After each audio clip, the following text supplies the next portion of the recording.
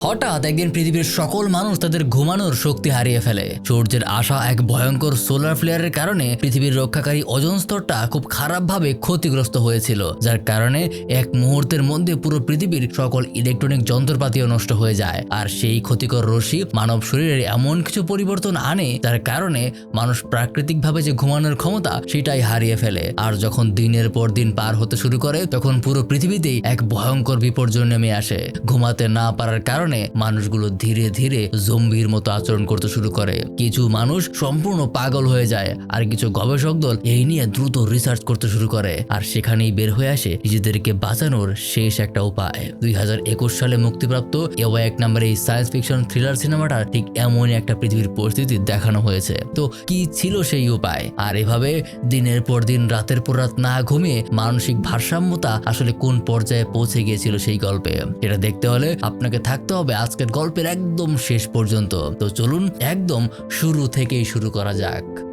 শুরুতে একজন মধ্যবয়স্ক মহিলার সাথে আমাদের পরিচয় করানো হয়। তার নাম জিল। তার বড় ছেলে নোয়া আর তার ছোট মেয়ে মাথিল্ডার সাথেই আমেরিকার শহরে সে নিজের দিন পার করছে। কোনো এককালে জিল উপরস্থ আর্মি অফিসার ছিল, কিন্তু পরবর্তীতে বিয়ে করার পর সে তার আর্মিতে আর ফেরত যেতে পারেনি। অবশ্য তার হাজবেন্ড এখন আর তার সাথে থাকে না, সে এখন দ্বিতীয় বিয়ে করে নিয়েছে। তাই জিলের জীবনে শুধুমাত্র তার 2 ছেলে মেয়েই আছে। বর্তমানে সে যে পেশার সাথে আছে সেটা একদমই বেআইনি। সে একজন আর্মি অফিসারের অভিজ্ঞতা থাকার কারণে বিভিন্ন ড্রাগস এবং ওষুধ বিষয়ে ভালো জ্ঞান রাখতো, আর সেই জ্ঞানটাকে কাজে লাগিয়ে সে বর্তমানে লোকের সাথে বিভিন্ন ড্রাগসের বিজনেস করে। অবশ্য মাঝে মাঝে সে নিজের এই কারণে খুবই আফসোস করে, কিন্তু নিজের ছেলেমেয়েদের জন্য তাকে অনেক বেশি টাকা কামাতে হবে, তাই সে এই কাজটা চালিয়ে যাচ্ছে। তবে তার ছেলে নোয়ার আচরণে বেশ ভালো মতোই বোঝা যায় যে সে নিজের মায়ের এই কাজের জন্য তাকে খুব বেশি একটা পছন্দ করে না। জিল সেদিন নিজের গাড়িতে করে তাদের দুজনকে স্কুলে নামিয়ে দিয়ে যাচ্ছিল, আর রাস্তায় তাদের সাথে কথা বলছিল।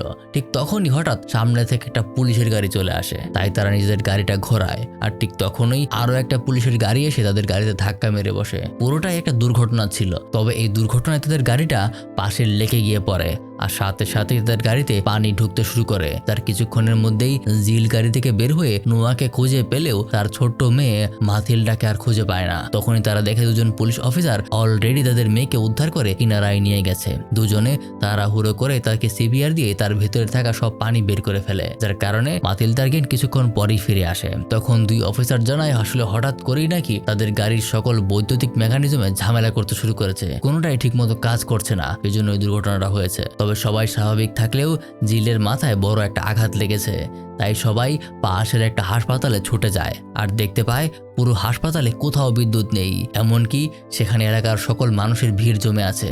আর এরা সকলেই হঠাৎ করে বিদ্যুৎ চলে যাওয়ার কারণে দুর্ঘটনার কবলে পড়েছে। কিন্তু কেউ কেউ বলছে এটা হয়তো কোনো টেরোরিস্ট অ্যাটাক, আর কেউ কেউ বলছে এটা সরকারের কোনো চাল, কিন্তু কারো কাছেই সঠিক কোনো তথ্য নেই। আর এই অবস্থায় তারা ভালো মতোই বুঝে যায় যে এখানে চিকিৎসা পাওয়া এখন সম্ভব না, তাই সে তার 2 ছেলে মেয়েকে নিয়ে সোজা বাড়িতে চলে যায়। সেখানে তার মা তার জন্য অপেক্ষা করছিল, কারণ সে জানতে পেরেছে যে পুরো পৃথিবীর অর্ধেক অংশ নাকি বিদ্যুৎহীন হয়ে পড়েছে। কোথাও বিদ্যুতের কোনো কানেকশন লাইন নেই, এমনকি তাদের হাতে থাকা মোবাইল ফোন সহ অন্যান্য বৈদ্যুতিক ডিভাইসও যে ঘটনাটার পেছনে আসলে কোনো যুক্তি নেই। কেন এগুলো হচ্ছে তারা কেউ এই সম্পর্কে জানে না, তাই রাতে তারা তাড়াতাড়ি ঘুমানোর চেষ্টা করে, কিন্তু জিলের কোনোভাবেই ঘুম আসছে না, তাই সে কিছুক্ষণ মেডিটেশন করতে বসে। ঠিক তখন তার মা সেখানে আসে আর জানায় সেও নাকি ঘুমাতে পারছে না।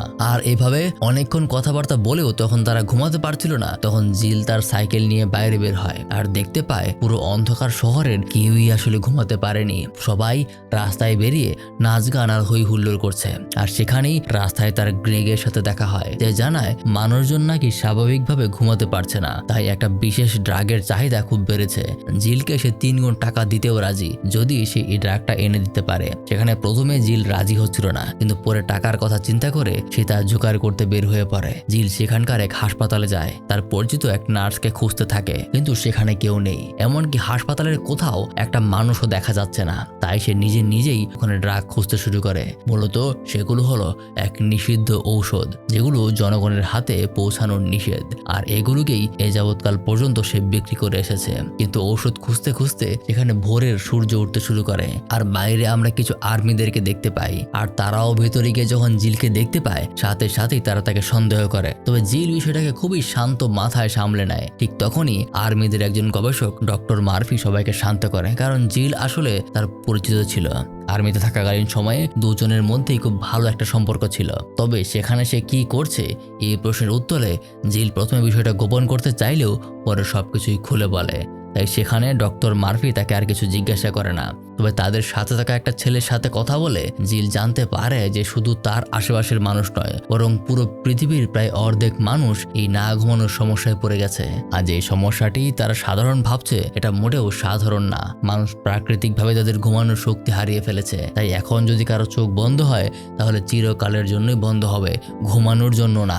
অবশ্য এসবের মাঝখানে একজন মহিলাকে তারা পেয়েছে যেই কিনা ঠিকই ঘুমাতে পারছে। তাই তাকে নিয়েই নতুনভাবে রিসার্চ শুরু হয়। ঠিক তখনই তার মনে পড়ে যায় তার মেয়ে মাথিল্ডার কথা, কারণ গতকাল রাতে সে কিন্তু ঠিক ভালোভাবেই ঘুমিয়েছিল। তাই তাদেরকে কিছু না জানিয়ে সে দৌড়ে বাসায় চলে যায়, আর ঘরের ভেতর সে মাথিল্ডাকে খুঁজে না পেয়ে নোয়াকে জিজ্ঞাসা করে, আর জানতে পারে তাকে নিয়ে তার নানি পাশের একটা চার্চে গেছে। তাই জিল সোজা সেদিকে দৌড় দেয়। এখন পর্যন্ত এই অদ্ভুত ঝামেলার প্রায় 24 ঘন্টা পার হয়ে গেছে। মানুষজন ঘুমাতে পারছে না বলে বিভিন্ন ফার্মেসিতে ওষুধের জন্য দৌড়াচ্ছে, কিন্তু ঔষধও প্রায় শেষ হয়ে গেছে। তাই কিছু উগ্রপন্থী মানুষেরা বিভিন্ন জায়গায় ঝামেলা বাজাতে শুরু করেছে। এমনকি জিল এক জায়গায় একটা পুলিশ অফিসারের ডেড বডি পড়ে থাকতে দেখে, অর্থাৎ বিপর্যয় অলরেডি শুরু হয়ে গেছে।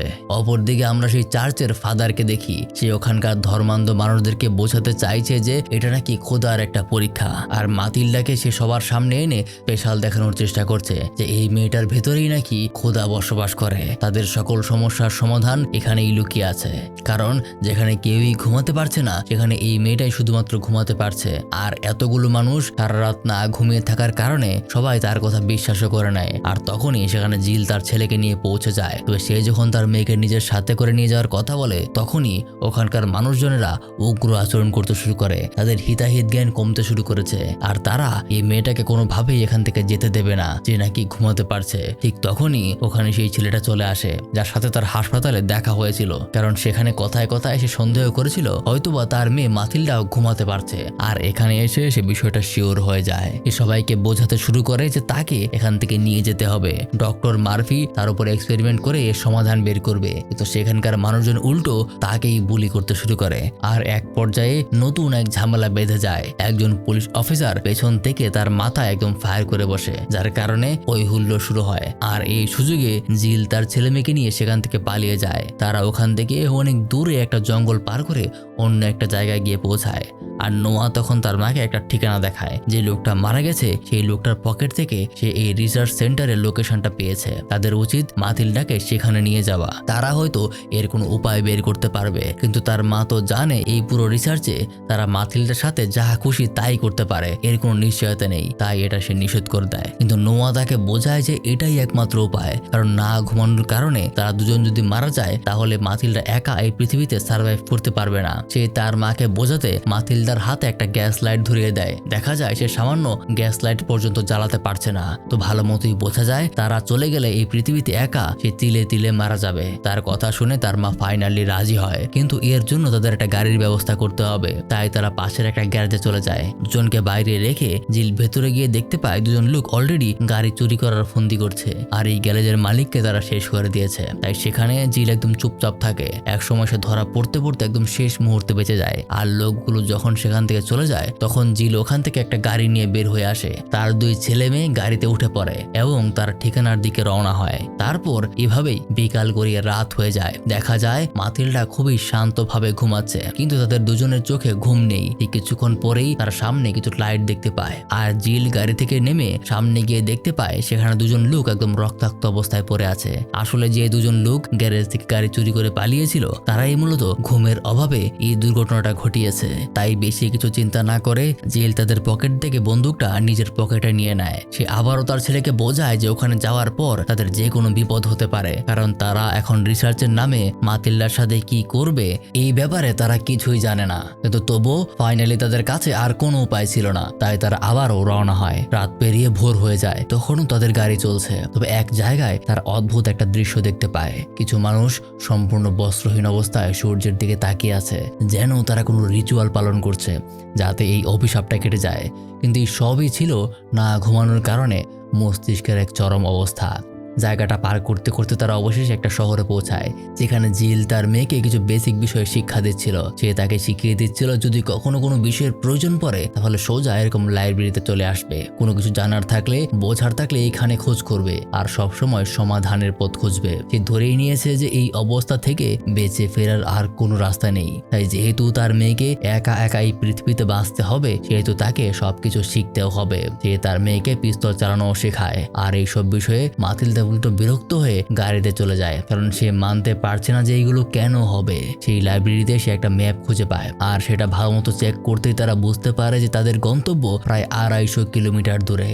আর ঘটনার এই নিয়ে মোট 4 দিন হয়ে গেল, কিন্তু দুজনের শরীর এই নির্ঘুম থাকার কারণে তাদের ঘুম আসছে না। তারা এই 4 দিন ধরেই নির্ঘুম, আর এই কারণে তাদের শরীর এতটাই দুর্বল হতে শুরু করেছে যেটা তারা কল্পনা করতে পারছে না। ঠিক তখনই বাইরে তারা কিছু জেলখানার কয়েদিদেরকে এরকম খোলামেলা ঘোরাফেরা করতে দেখে, কারণ জেলখানার গার্ডরা মানসিক ভারসাম্য হারিয়ে তাদের সবাইকে মুক্ত করে দিয়েছে। আর এখন আসলে তারা কি করবে তাদের কোনো ঠিক ঠিকানা নেই। তখনই বাইরে বের হতে না হতেই একটা কয়েদি এসে তাদের গাড়ি চুরি করে পালিয়ে যায়, আর সেই গাড়ির ভেতরেই ছিল মাতিলদা। এখন তারা কি করবে কিছুই বুঝতে পারছে না। ঠিক তখনই তাদের সামনে একজন কয়েদি এসে পাগলের মতো কথা বলতে শুরু করে। একবার সে বলে আমাকে শেষ করে দাও, আর একবার বলে তোমার হাতের বন্দুকটা আমাকে দিয়ে দাও। কিন্তু দেখে ভালো মতো বোঝা যাচ্ছিল যে মানুষগুলো আসলে ধীরে ধীরে সাইকো হয়ে যাচ্ছে, তারা নিজেদের চিন্তা করার ক্ষমতা হারিয়ে ফেলছে। তখনই সাথে সাথে যে লোকটা তাদের গাড়ি নিয়ে পালিয়েছিল তাদের সামনে এসে হাজির হয়, তাদেরকে তাড়াতাড়ি গাড়িতে উঠতে বলে আর ওখান থেকে পালিয়ে যায়। সেখানে পুরোটা রাস্তা জিল তার দিকে বন্দুক তাক করেছিল, কিন্তু বোঝা যায় যে লোকটা আসলে খারাপ না, মূলত একটা চুরির অপরাধে তাকে জেল খাটতে হচ্ছিল। আর মানুষের এই সমস্যার পর হঠাৎ করেই নাকি আজকে গার্ডরা সবাইকে মুক্ত করে দিয়েছে, আর সে এখন এখান থেকে পালাতে চায়, যার কারণে জিল বুঝতে পারে যে লোকটা আসলে বিপজ্জনক না। তারপর এবার তারা মোট 4 জন মিলে যাত্রা শুরু করে। মাঝখানে একটা পরিত্যক্ত ময়লার স্তূপে তারা খাবারের খোঁজ করে। জিল তার মেয়েকে বিভিন্ন ধরনের কাজকর্ম শেখাতে শুরু করে যেগুলো তার বেঁচে থাকার উপায় হবে। তারপর আবারও যাত্রা শুরু করে, আর রাতের বেলায় জিল তার মেয়েকে গাড়ি চালানো শেখাচ্ছিল, কারণ তাদের মারা যাওয়ার পর তাকে গাড়ি চালানো শেখার মতো কেউই থাকবে না। আর এইভাবে চলতে চলতেই একসময় জিল তার আশেপাশে অদ্ভুত কিছু বিষয় খেয়াল করে। দেখা যায় কিছু মানুষদেরকে উল্টো করে ঝুলিয়ে রাখা হয়েছে, আর দেখতে দেখতেই হঠাৎ তাদের উপর আক্রমণ শুরু হয়। জিল তাড়াতাড়ি নিজের ড্রাইভিং সিটে বসে পড়ে, আর ততক্ষণে অগণিত মানুষ তাদের উপর হামলা করতে শুরু করে। এরা প্রত্যেকেই নিজেদের ঘুমানোর ক্ষমতা হারিয়ে এখন পাগল প্রায় অবস্থা, যাকে পাচ্ছে তাকে তারা শেষ করে দিচ্ছে। কিন্তু কোনো রকমে তারা সেখান থেকে বেঁচে বের হয়ে যায়। আর ফাইনালি আর প্রায় 50 কিলোমিটার যাওয়ার পর সামনে তারা রিসার্চ সেন্টার দেখতে পায়। তবে এই কয়েদি লোকটা আর তাদের সাথে এগোতে চায় না, সে নিজের দু চোখ যেখানে যাবে সেখানেই চলে যেতে চায়। তাই তারাও তাকে বিদায় জানিয়ে দেয়। তারপর জিল তার 2 ছেলে মেয়েকে এইখানেই অপেক্ষা করতে বলে। আগে সে ভেতরে গিয়ে দেখবে যে সবকিছু ঠিক আছে কিনা, তারপর তাদেরকে নিয়ে যাবে। আর যদি বাই চান্স সে ফেরত না আসে তাহলে তারা যে কোনো ভাবে যেন নিজেদের বাড়ি চলে যায়। কিন্তু মাতিলদা এই সবকিছু কোনোভাবেই মানতে পারছিল না। ভেতরে কিছুটা এগোতেই সে দেখতে পায় ওখানকার আর্মি অফিসাররা এভাবে নিদ্রাহীন অবস্থায় থাকতে থাকতে আর সহ্য করতে পারছে না, তাই তারা নিজেদের এনার্জির জন্য এক বিশেষ প্রকার ইনজেকশন নিচ্ছে। কিন্তু এগুলো তাদেরকে কিছু সময়ের জন্য এনার্জি দিলেও তাদের শরীরে অনেক বড় ক্ষতি করে ফেলছে। সেখানে জিল খুবই সাবধানতার সাথে ধীরে ধীরে ভেতরে ঢুকে। আর এইদিকে যেহেতু প্রত্যেকেই ঘুমহীন থাকতে থাকতে নিজেদের চিন্তা করার ক্ষমতা হারিয়ে ফেলেছে, তাই বাঘেরাও তাকে নোটিস করে না। জিল তাদের পেছন পেছনে কোনো রকমে সেন্টারের ভেতরে ঢুকে যায়, আর সবার প্রথমে ওখানকার একজনের অ্যাপ্রন পরে, যার কারণে ওখানকার লোকজনরা তাকে নিজেদের লোক ভাবতে শুরু করে। এক সময় সে ব্লাড স্যাম্পল জোগাড় করার বাহানায় ওই মহিলার সাথে দেখা করে, যে মহিলার ওপর রিসার্চ হচ্ছে। হচ্ছে। দেখা যায় মহিলা এখনো সুস্থ আছে। আজ নিয়ে 6 দিন হয়ে যাচ্ছে, কেউ ঘুমাতে পারছে না। আর এখন বিষয়টা এমন পর্যায়ে চলে গেছে যে মানুষরা এটা নিয়ে রিসার্চ করবে তাদের ক্ষমতাও ধীরে ধীরে হারিয়ে যাচ্ছে। তাই জিল ওই মহিলাটাকে জানায়, আমার জানা মতে শুধুমাত্র আপনি আর আমার মেয়ে ঘুমাতে পারছে। তাই যদি আর কয়েকদিন পর আমরা সবাই মারা যাই তাহলে দয়া করে আপনি আমার মেয়েটাকে দেখে রাখবেন। বলতে বলতেই সেখানে ডাক্তার মার্ফি চলে আসে। প্রথম দিকে সে তাকে জিজ্ঞাসাবাদ করে সে ভিতরে কিভাবে ঢুকলো, কিন্তু পরে সে বিষয়টাকে ইগনোর করতে শুরু করে। এখন কি হলো না হলো সেটা দেখার বিষয় না, শুধু একটাই বিষয় যে কিভাবে এর প্রতিকার করা যায়। ঠিক তখনই বাইরে একটা ইমার্জেন্সি অ্যালার্ম শোনা যায়। তার 2 ছেলে মেয়ে ধরা পড়ে গেছে আর সাথে আছে সেই কয়েদির লোকটা। যেখানে তাদের সবাইকে ওখানকার আর্মিরা জিম্মি করে ফেলেছে আর তাদেরকে ফায়ার করতেই যাবে ঠিক তখনই মাতিলডা বলে ওঠে সে নাকি ঘুমাতে পারছে, যার কারণে দৃশ্য সোজা পরদিন সকালে দেখানো হয়। মাতিলদাকে এক বিশেষ প্রকার ঘুম পাড়ানোর গ্যাস দেওয়া হয়, যার সাথে সাথেই সে ঘুমিয়ে পড়ে। অর্থাৎ তাদের কাছে আশা আছে, কিন্তু এখান থেকেই ঘটনা আরো 2 দিন সামনে এগিয়ে যায়। আমরা জিলকে বন্দি অবস্থায় দেখতে পাই। আসলে বিভিন্ন উল্টাপাল্টা হ্যালুসিনেশন করে তার মাঝে এখন খুবই উগ্র আচরণ ডেভেলপ করতে শুরু করেছে, তাই তাকে বেঁধে রাখা হয়েছে। এমনকি সবকিছু সে ভুলতেও শুরু করেছে। তার মেয়ের কথা জিজ্ঞাসা করলেও তাকে মনে করতে তার অনেকটা সময় লেগে যাচ্ছে। আর এখানে রিসার্চ টিমের সবাই শুধুমাত্র একটা বিশেষ কেমিক্যালের সাহায্যে তাদের নিজেদের চিন্তা করার ক্ষমতা এখনো ধরে রেখেছে। সেখানে তাদের চলে যাওয়ার পর আবারও জিল বিভিন্ন আজে বাজে বিষয়ে হ্যালুসিনেট করতে শুরু করে। সে দেখে তার ছেলে তাকে মারতে আসছে, কিন্তু বাস্তবে সব কিছুই হচ্ছিল না, বরং সে যেন প্রতিনিয়তই এই পুরো পৃথিবীর সবকিছুই কেমন যেন সাদা কালো দেখতে শুরু করেছে। ঠিক তখনই বাইরের একজন অফিসার উল্টো পাল্টা ফায়ার করতে শুরু করে। সে হ্যালুসিনেট করছে যে কেউ একজন তাদের উপর আক্রমণ করছে, আর তার দেখা দেখি অন্যরাও সেখানে ফায়ার করতে শুরু করে।